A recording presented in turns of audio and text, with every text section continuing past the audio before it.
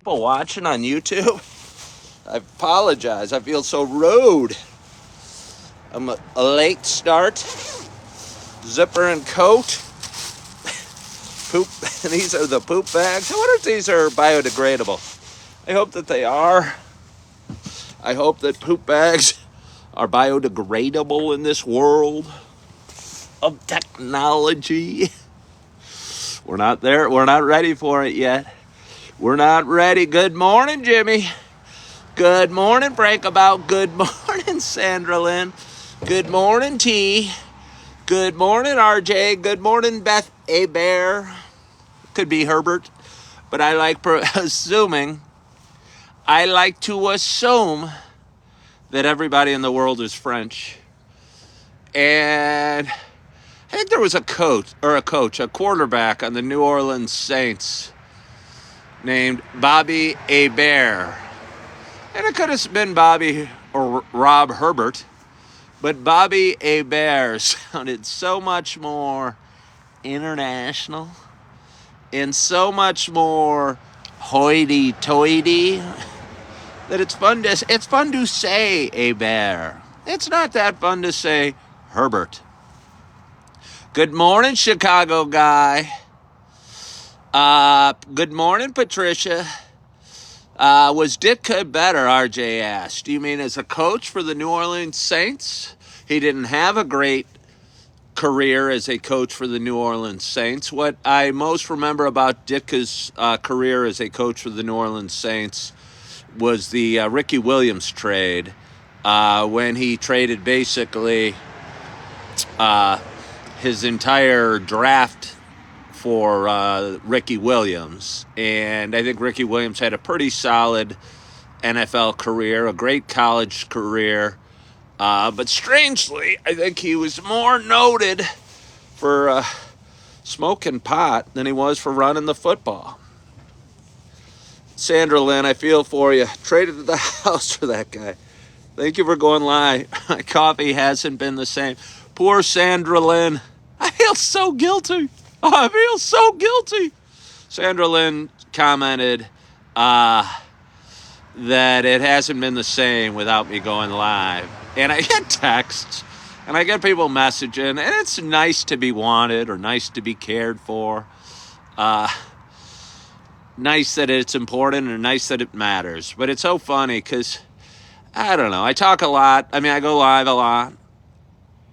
Sometimes I get tired.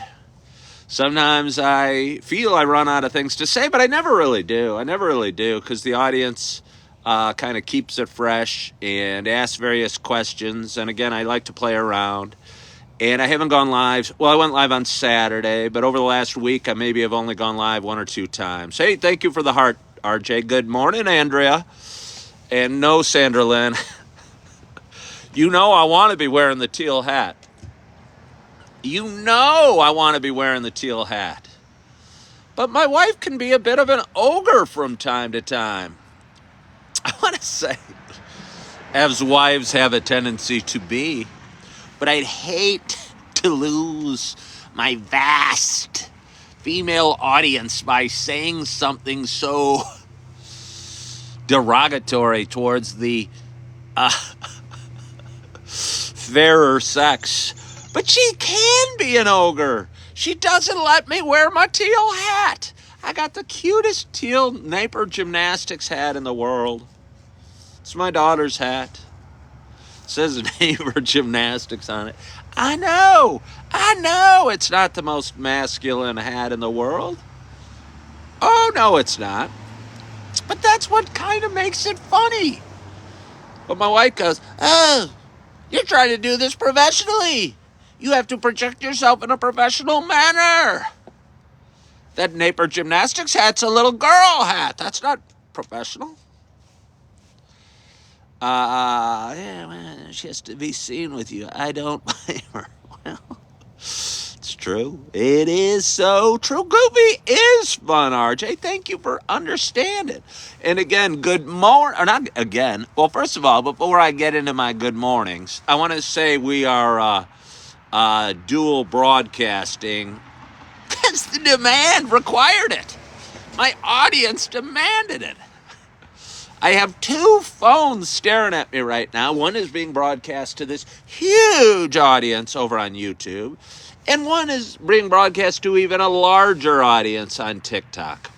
And over the last several days, I've only gone live one or two times. Had a great live show on Saturday. Felt it was fresh, felt it was fun, felt the topics that I tend to touch on, which are mental health, relationships, careers, real estate, financial, divorce. I mean, I touch on football. I touch on Mike Ditka. But I also touch on coffee, but we'll get to that. Good morning, good morning, good morning to you all, and thank you so much for joining. My name is Ken Tracy, and this is Coffee with Ken.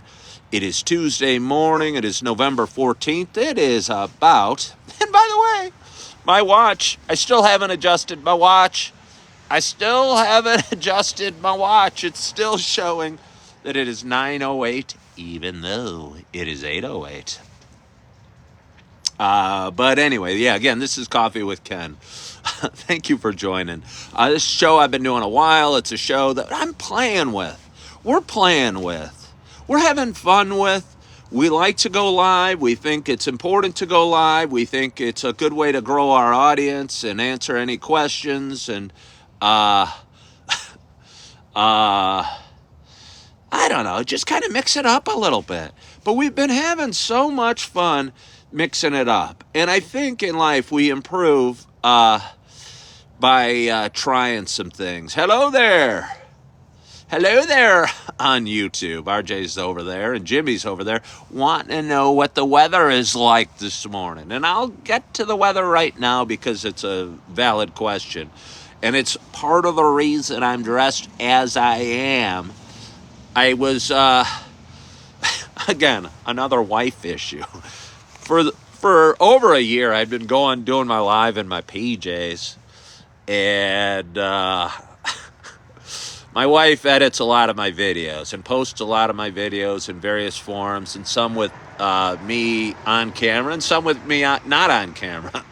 However, she posts the videos on random times, and she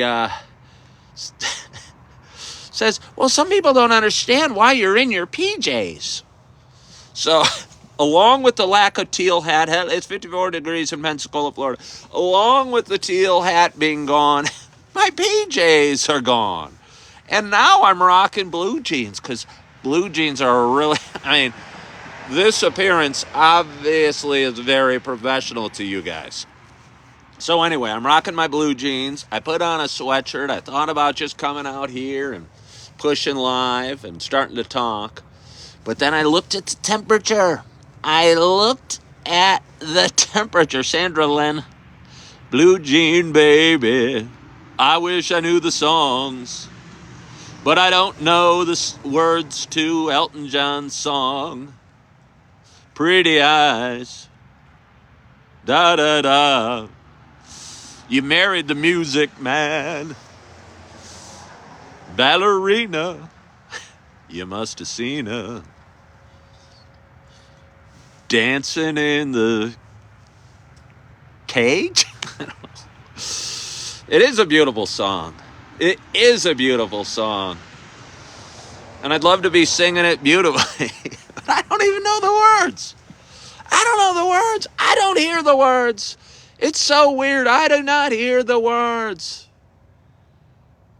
I'll hear a song. My wife will send me a song and go, listen to this. This reminds me of you. You never know what that means. You never know what that means. You never know what type of song you're going to get when she says that. But anyway, I don't hear the words to song. I hear the music and the melody, and I kind of go, la, la, la, la, la, la, la, la, la, la, la, la, la, la, la. That's all it says to me. So only beautiful. And when I focus on the words or read the words as I hear the song, I'll go, wow, this is poetry. This is beautiful. There's a song by Gordon Lightfoot. Is it Sundown? No, it's not Sundown.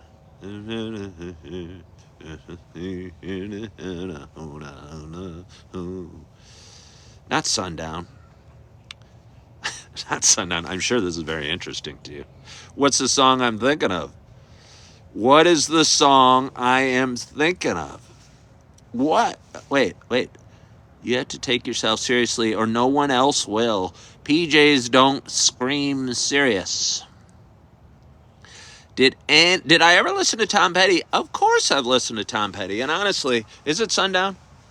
No, but I mean, I know that song, but there's another one. Oh, if you could read my mind, love, what a tale my thoughts would tell. Just like an old-time movie, on a thoughts on a wishing well, in a castle dark, or a fortress strong, with chains upon my feet. I don't know. If you could read my mind. It's a great song. Do you have a story of your last dance with Mary Jane? No, I don't. I don't even remember the last time I smoked pot, and I often cite October 28th of 2021 as the last time I drank or smoked. But the truth of the matter is I did not smoke pot that night. So I don't have a song about my last dance or a thought about my last dance with Mary Jane. I'll tell you, I think that should say it enough. It was so not impactful. It was so not impactful that I don't even remember the last time I smoked. And I think that's why I quit smoking, because I'd smoke, and it'd be 10 o'clock in the morning, and I'd go, I kind of like that taste. It kind of feels good. And then I'd just kind of get in my average kind of run-of-the-mill kind of not feeling that great, not feeling high, not feeling happy, not feeling joyous, just kind of feeling down here. And I realized it wasn't doing anything for me at all, really. You know, I could function at whatever level I was functioning, smoking or not. And it just wasn't doing anything for me. And again, I just kept wanting to find something that worked. And again, I didn't mean to start talking about pot, but again, I was looking for a high that no longer existed. And I'd be trying different blends, and I'd be having friends over and trying it standing on my head. But nothing I tried would get me high anymore. It just didn't feel good anymore. So that's my story about my last dance with Mary Jane. It just didn't do a damn thing. And it didn't make me high. It just made me feel like a loser. Good morning, Josh Ogrand. Starbucks' coffee is on sale at Mariano's. I appreciate the inside information, Sandra Lynn. I'll give you a little story about Mariano's. And I don't like to talk about... Oh, somebody asked where Everlasting Bloom is. She's over on YouTube. She's over on YouTube today. And she's asking me some questions. Speaking of some questions... does quitting drinking and smoking change how you raise teens? Well, it makes me, I think, a more loving father, a more understanding father. I think I have less anger and less... And I think it all stems, and I was just talking about it, and I still haven't had my coffee, so let's not talk too long. Hello, Atwood. But I think when I was drinking and smoking every day, I was a little more... had a tendency to get angrier or be more uptight or be less joyous or be less happy. Because I think, again, I was looking for a high that wasn't there. And I was looking for a buzz that was no longer there. And I'd be sitting there. And this morning, I'll tell you a little story. My younger stepson was early from school. And I think there would have been a lot of times, 3 years ago or whatever, if he had extra time, I might have been uptight and I might have been bothered that he was there. And it doesn't sound good, but it's true. I might have been bothered that he was there or wishing he was off to the bus. But instead this morning, because I no longer drink or smoke, I could enjoy the moment, I could enjoy the now. and I could enjoy his company. And instead of me being uptight and wishing he could go off to the bus or wishing he wasn't in the room with me, I said, "Hey, William, let's watch that Dirty Harry scene where Dirty Harry, Clint Eastwood, points his gun at the bad guy and says, 'Do you feel lucky, punk?'" William's a 9-year-old boy. He thinks guns are pretty cool. He tells me about all these guns he looks up and, you know. So anyway, I flipped on YouTube and we went to the scene where Dirty Harry's there and he's getting the bad guys and he's pointing his gun and saying, "Do you feel lucky, punk?" And it's a classic scene. It's a scene that reminds me of my younger days. It's a scene that came out in 1971. And what I like to think is it makes my stepson a little more culturally aware because it educates him on one of the great actors and turns out to be directors and movie stars from Good Morning. You know who's going to be excited to see you guys? Holly. Oh, you went to Michigan State? Yes, I did. I hate to ask what year did you graduate. My ex-wife went there. Oh, really? Yeah, I probably told you that before. Like 95. Okay, she was probably 93 or 4, so she's not too far behind you. But anyway, go green. I don't really mean it when I say it. Better than go blue. A woman just walked by, asking, wearing a Michigan State hat. And my first wife, Nicole, went to Michigan State, and her family was from Michigan, and I went to Illinois, and I don't know. I went to Illinois, and I never liked to cheer, "Go Green." Maybe I had a little school envy. Good morning, music-loving mom. And I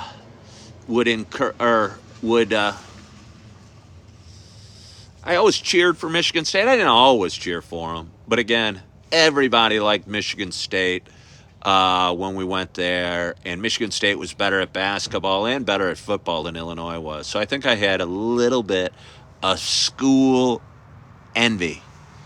Did I watch Toy Story 3 yet? No, I've yet to watch Toy Story 3.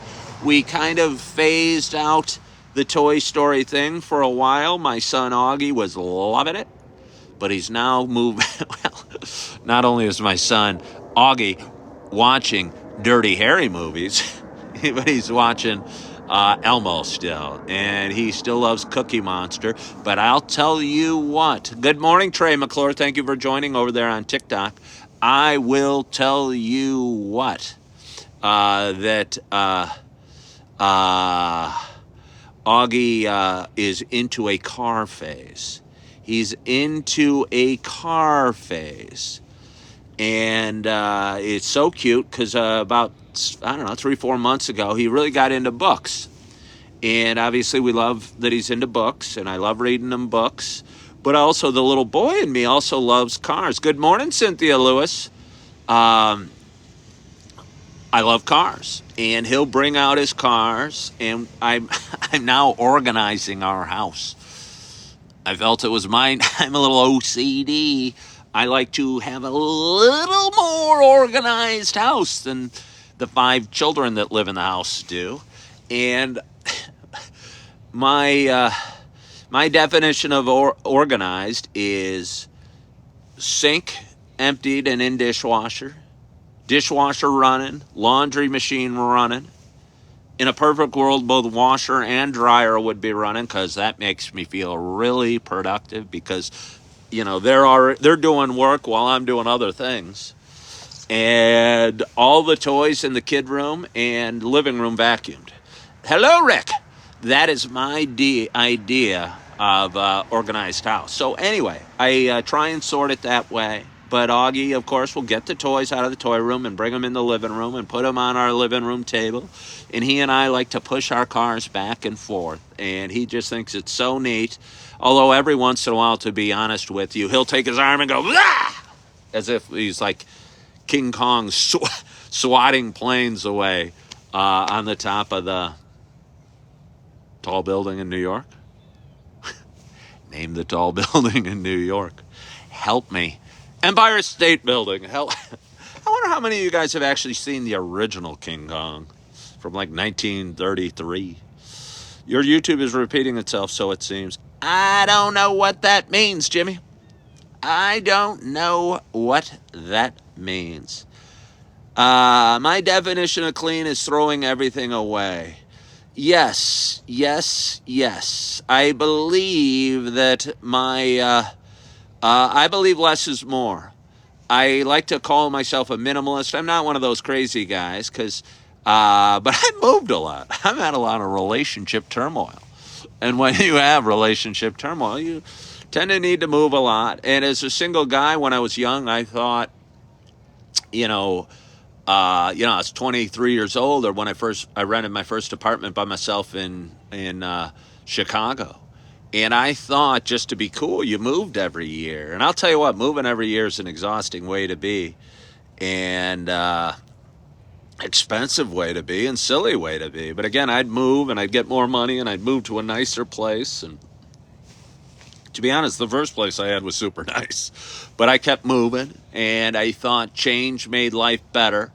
And I'd have a really cool car, and I'd buy a new car just because I wanted to be cooler. And I thought the cooler apartment I had, or the cooler car I had, made me cooler. What it really did was just make me, I don't know about cooler, but poorer. I might not have been poor at the time, or broker, because I was spending money on cars and, homes and other superficial stuff that didn't really do me much good. But anyway, I've talked a long time. I've talked 23 minutes, and I haven't even addressed the issue that we're all wondering about. And it's going to be a bummer for me because my cup is very cold, and I feel a cold cup will make my coffee frigid. I so appreciate everyone that's doing such a great job slamming the likes on YouTube or on TikTok. I look over on TikTok and I see 1.6 thousand likes. That means you watchers over there are slamming the like and feeling pretty productive and feeling pretty purposeful, and probably have blisters on your fingers. So I've got blisters on my fingers. So I appreciate you doing it. We're up to 1,700 likes. I think what's fun on TikTok, when you hit 2,000 likes, all of a sudden it explodes. And all of a sudden I go from like 25 people watching to like 150 people watching. So we're about to hit that, and I so appreciate you. And while we're doing it, where's the Yeti, Lisa Smith says. Well, Lisa Smith, that's a good question. I'll tell you what, I did bring it to church the other day. For those that know me well, you know I have two Yetis. I have a black Yeti and I have a purple Yeti. And purple's my favorite color. And it is the color of the Yeti my daughters bought me last Christmas. And I did a whole video how excited I was. I hoarded it. I didn't want to dirty it. So I didn't use it for the first couple months. And I don't know, somewhere around February, I decided to crack open it, and I was so excited to use it for the first time. And on Sunday, I met my daughter Erin, who's my oldest girl, out for church on Sunday, and I had my purple Yeti, and she goes, "Hey, we bought you that Yeti," and I go, "Yes, it's my favorite." So that's where my Yeti is. I'm not using it. I'm using a coffee cup and my carafe. And yes, you can buy this carafe on the link on my bio. So thank you so much for liking all my talking and my stuff. But anyway, for those that have been watching a while, it's not just a show about me talking. I almost feel I'm too late to do this. Probably don't even need any more coffee. But when I drink coffee, it's really not about needing. It's not about your need. You don't need more coffee. You crave more coffee. You want more coffee. You yearn for more coffee. And I'm yearning for more coffee right now. And I hope on this cool day here in Naperville, Illinois, that wherever you are, whatever you're doing, that you got a hot cup of coffee in front of you, just like I do. And I wonder how many people out there have cups like I do that actually say coffee with Ken. I think you guys are all super cool. But anyway, I'm so excited to have my first sip because it's been over half an hour, and I hope wherever you are, whatever you're doing, you got a hot cup of coffee in front of you as well. Cheers, Toss. Oh yeah, oh yeah. It's hot and it is good. It is hot and it is good. It's the dark roast from Seattle's Best. I think it's called Henry's. Could be Harry's, but I think it's Henry's blend. Sandra Lynn, who is a local Napervillian who lives probably a mile and a half from where I live, and I frequent the same grocery store. And um, she alerted me to a sale on Starbucks coffee over at Meyer. And while I do appreciate hearing that they're on sale, I believe that Mariano's on sale at Starbucks coffee is $7.99. Coffee. I just lost a connection. Both my phones went beep. And now you're back. And I hope you stay back. I hope you stay back. Unable to connect at this moment. Let's see what happens. I'm having all sorts of internet troubles all of a sudden. Did you get the gingerbread holiday Starbucks yet at Target? No, I have not. Fun Fred McLaughlin asked if we're having coffee this morning. He missed me the last. Fun Fred, it is so good to have you back. It is so good to have you back, Fun Fred.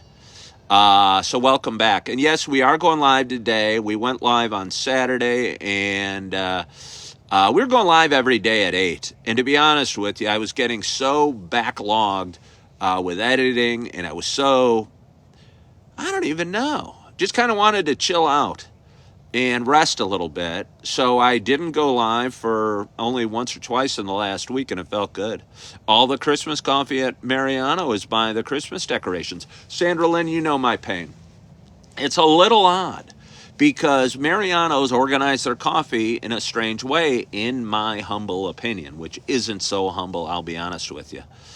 And I was there the other day. I was looking for the pumpkin spice coffee, and it wasn't by the coffee. But I continued my shopping and diligently went around the store with my little cart. I like the little cart at Mariano's.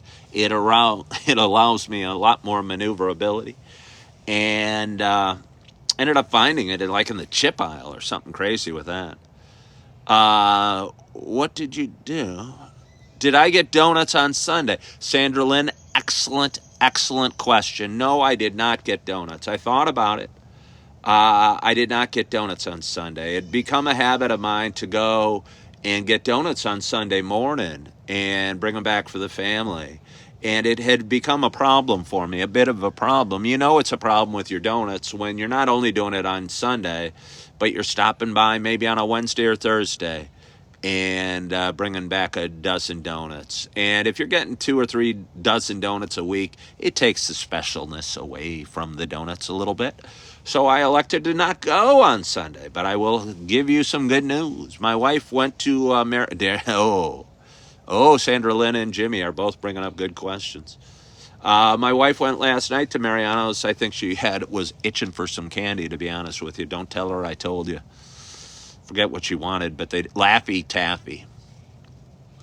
She wanted Laffy Taffy. I don't even know what Laffy Taffy is, and I think I might know what it is, but I got no desire for it or no want for it or no craving for it, and I've never had a desire or want or a craving for Laffy Taffy. My wife does. So anyway, she went last night, and they did not have Laffy Taffy. She came back with something else, but more importantly, when I came down this morning, she was up early. She was up so early, I'm not even sure she ever went to bed, but we won't go into that story. And I'm sitting there drinking a cup of coffee with her, and she goes, "Oh, do you want an apple fritter?" And I go, "Why, yes. Why, yes, I do want an apple fritter."